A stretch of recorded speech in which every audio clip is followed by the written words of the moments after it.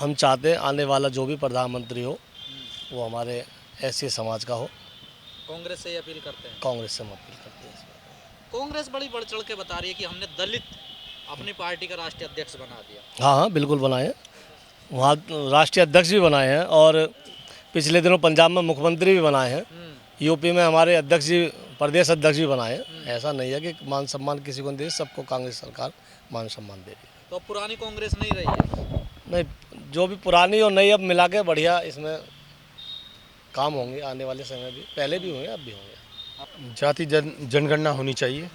राहुल जी ने अच्छा मुद्दा उठाया। ये क्यों होनी चाहिए कि आज पता तो चले किसकी, जब जाति की व्यवस्था है यहाँ तो पता तो चले कि किसकी कितनी संख्या है, किस जाति की कितनी बीजेपी संख्या को फंसा दिया आप लोगों ने, देखिए इस पर। बीजेपी को क्या फंसा दिया, बीजेपी के तो कर्म ऐसे हैं, उसने हर आदमी को अपने खिलाफ कर लिया।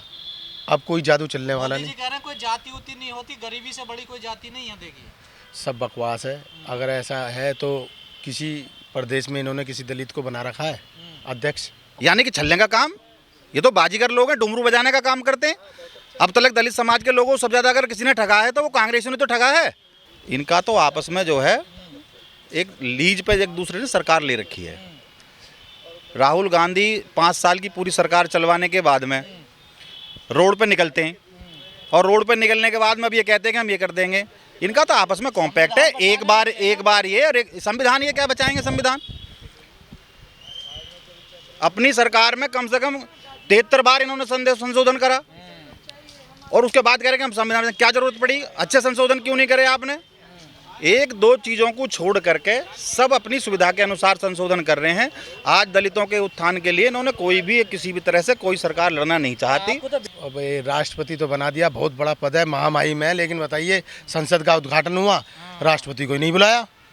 ऐसे राष्ट्रपति की गरिमा को इन्होंने खराब कर दिया, बना के मतलब उसको खराब कर दिया, सब कुछ खराब कर दिया इन्होंने। ये गलत है, ईंट से ईंट बजा देंगे। संविधान कोई बच्चों का खिलौना है कि चेंज कर देंगे? संविधान देश को चलाता है और ये मोदी जी भूल गए हैं, संविधान की बदौलत ही ये आज देश के प्रधानमंत्री बने हुए हैं। नहीं, इन्हें कौन पूछ रहा? ये देखिए इस बात को कहने को तो कुछ भी कहते हैं, राजनीति में तो सब कुछ चलता है, लेकिन मैं तो सच्ची बात करूँगा, राहुल गांधी जी इस टाइम सबको लेके चल रहे हैं, पूरे देश को लेके चल रहे हैं और पूरा देश राहुल गांधी से जुड़ चुका है। अरे देश को कुर्बानी दी है इन लोगों ने, दादी मर गई, हत्या कर दी गई, राहुल गांधी जी के पिताजी को मार दिया गया, देश के लिए शहीद हुए हैं वो लोग। इन्होंने क्या किया है? एक भी बीजेपी के नेता को बता दो जिसका लड़का फोर्स में हो, गुजरात से एक भी बता दो जो सैनिक में हो, सेना में। पढ़ने कौन जाएगा? विदेशों में तो इनके ही जा रहे हैं, इन्होंने तो सही है इनका। सेना में चले जाएंगे शिवराज के बेटे, तो फिर अमेरिका से डिग्री कौन लेगा? तो फिर इनको जरूरत क्या है राजनीति करने की? लो करवा दी, वकालत करें। मैंने महाभारत देखा है, सीरियल बनाया होगा, जनरल लोगों ने ही बनाया है। उसमें मैंने ना तो कहीं राम राम सुनी पूरे सीरियल में और ना रामायण में भी। अब इन्होंने, पहले हम राम राम करते थे, वो हमारे घट घट में राम है जिन्हें हम राम राम करते हैं, पुराने लोग करते हैं। अब इन्होंने एक नया नारा लगा दिया, जय श्री राम। मैं तो समझ ही नहीं पाया कि ये क्या लोग चाहते हैं। बदनाम नहीं कर रहे, हम तो जो घट घट में राम है उसे मानते हैं।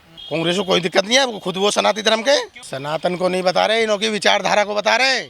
जो बीजेपी विचारधारा ला रही है उनका सनातन धर्म तो पहले से था और अब भी है। ये कौन सा अनोखा लाए हैं? यही बताएंगे जय श्री राम कौन है? पहले से है राम। अरे राष्ट्रवादी पार्टी है वो। कौन सी? बीजेपी। और ये राष्ट्रवादी पार्टी नहीं है? कहाँ हो तुम राष्ट्रवादी पार्टी? क्यों? सनातन का विरोध करते हो? अरे नहीं, ये सब बकवास है। बीजेपी हमें बदनाम कर रही है, हम सनातन के साथ हैं। अभी याद आ रही है जब चुनाव आ गया है, कितने कितने उत्पीड़न हो रहे हैं मणिपुर में।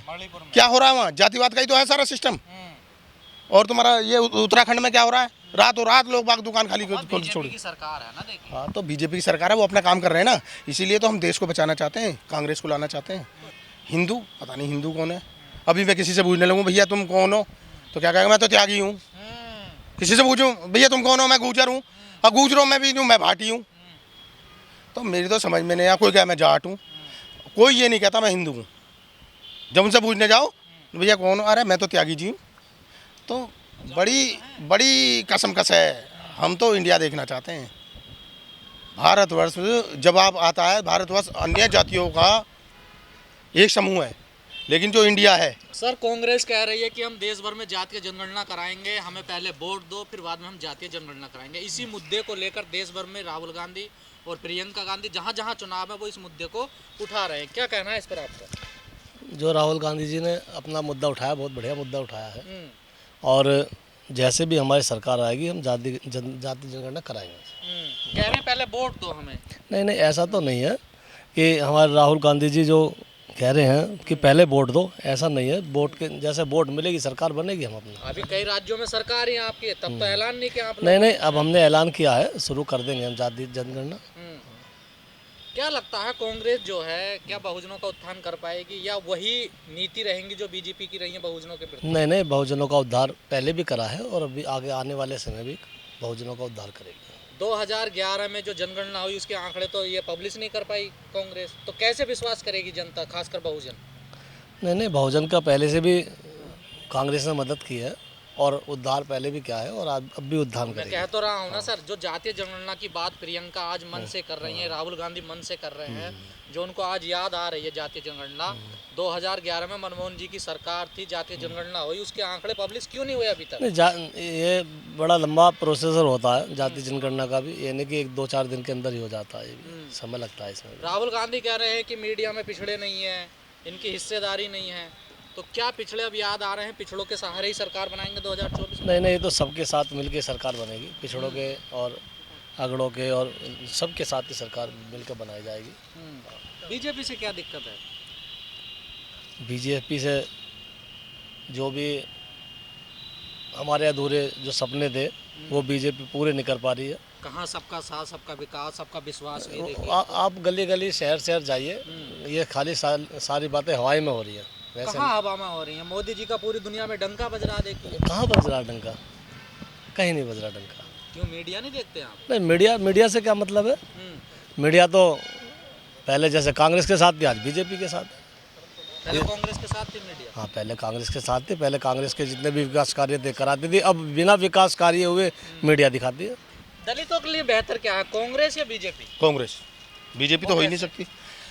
कांग्रेस सबको लेके चलती है। मैं कांग्रेस में हूँ, पहले मैं बीएसपी में था, मैंने भीमण करा, मैं फिर समाजवादी में गया, मैंने वहाँ भी देखा, वहाँ भी कुछ ऐसी है, लेकिन कांग्रेस एक दूसरे को सम्मान देना जानती है। कितने सचिव हैं कांग्रेस में? कांग्रेस पार्टी के कितने सचिव दलित हैं? दलित देखो, सचिव का तो मुझे पता नहीं, सबसे बड़ा तो अध्यक्ष होता है और हमारे खड़गे जी अध्यक्ष हैं। मैं तो इतना जानता हूँ, उनसे मिल के आया हूँ। तो ऐसा तो बीजेपी भी कह दे कि हमने राष्ट्रपति बना रखा है। राष्ट्रपति तो वो कभी उन्हें आदिवासी बोल दें, वो कभी कुछ बोल दें, सम्मान उनका करते नहीं, तो बोलने से क्या हो रहा है? जातीय जनगणना से आप लोगों को क्या फायदा होने वाला, खासकर दलितों को? हमें ये फायदा होने वाला है कि जब जाति व्यवस्थाओं का देश है तो जाति की मतगणना होनी चाहिए, किसकी कितनी हिस्सेदारी है। हम इस भूल में कि जी जनरल 6% है या 5% है, जब जनगणना होगी तो पता चलेगी ना कितने परसेंट है। भाई हम लोग ये सोच रहे हैं 5% पे कैसे सरकार बना लें वो। आप भी तो साथ हो ना उनके। अब नहीं, हम क्यों साथ हैं? पता नहीं कैसे सरकार बन रही है, हमारे समझ में नहीं आ रही, इसलिए तो जनगणना करवा रही है कांग्रेस। हाँ, आएगा क्यों नहीं आएगा? जगजीवन राम जी कांग्रेस से ही उप प्रधानमंत्री बने इस देश के, दलित थे हैं। सब बकवास है, देश का उप प्रधानमंत्री कोई हरिजन वगैरह नहीं होता, ये एक संवैधानिक पद है और इसकी गरिमा समझो। प्रधानमंत्री क्यों नहीं बना पाई? प्रधानमंत्री अब बना देंगे, अब चल रहा है सिस्टम।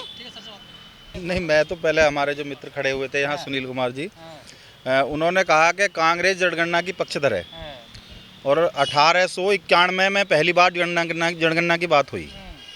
1891 के बाद में 1941 और 1942 में जनगणना की शुरुआत की बात हुई। इसमें प्रथम जो जनगणना आयुक्त थे हमारे WWM यूट, वो थे प्रथम जनगणना आयुक्त थे। और उसके बाद में 2011 में फिर जनगणना की बात करी। इसने दौर में देश की आज़ादी के बाद में अगर कोई यहाँ पे रहा तो कौन था?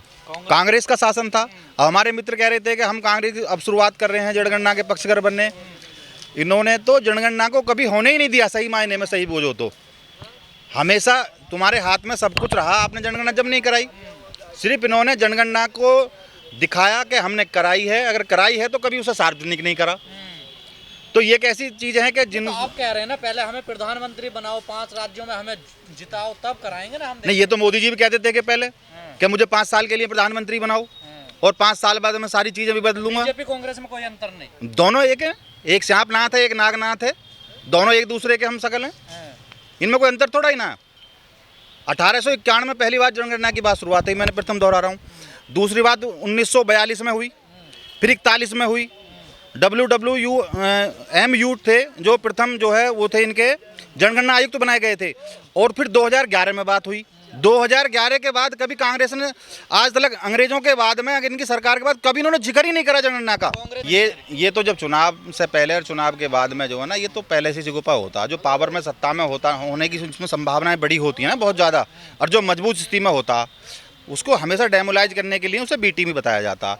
उत्तर प्रदेश में पिछली बार भी 17 के चुनाव में भी यही हुआ, बी टीम बताया गया। और जबकि दिखाया किसको गया, जब मजबूताई के साथ में जब बसपा उभर रही थी तो बीजेपी के सामने किसको खड़ा करा? कांग्रेस को क्यों नहीं करा उन्होंने? सपा को खड़ा किया। सपा को किया, क्योंकि पता है कि सपा सरकार में नहीं आएगी और बसपा हमें रोक सकती है, इसलिए उन्होंने उसे बी टीम बताना शुरू कर दिया। ये तो एक प्रोपगंडा है और आने वाले समय में सबको पता लग जाएगा। अब इनका इंडिया बन रहा है, इंडिया में आप बताओ, राष्ट्रीय पार्टी की 4 बार मुख्यमंत्री हैं बहन कुमारी मायावती जी, उनको निमंत्रण नहीं दे रहे। बिहार के जो मुख्यमंत्री हैं नीतीश कुमार, वो अपनी दाल गला रहे हैं, इनमें अभी प्रधानमंत्री चेहरा नहीं है। इनमें लट्ठ बजेगा, अभी आपस में देखते रहो आप, चुनाव से पहले पहले इनमें लट्ठ बाज जाएगा। ये क्या चुनाव लड़ेंगे मिल करके? आप एक इतनी बड़ी जो चिंतक हैं राजनीति की बहन कुमारी मायावती, उनको इग्नोर मार के आप समझ रहे हैं कि आप भारत की राजनीति में परिवर्तन कर दोगे? ये सफल होगा ही नहीं। भारत की राजनीति दलितों के इर्द गिर्द घूम रही है, जब तक जो इनको इग्नोर मारेगा वो कभी भी आगे नहीं बढ़ पाएगा। ये बर्दाश्त के बाहर है।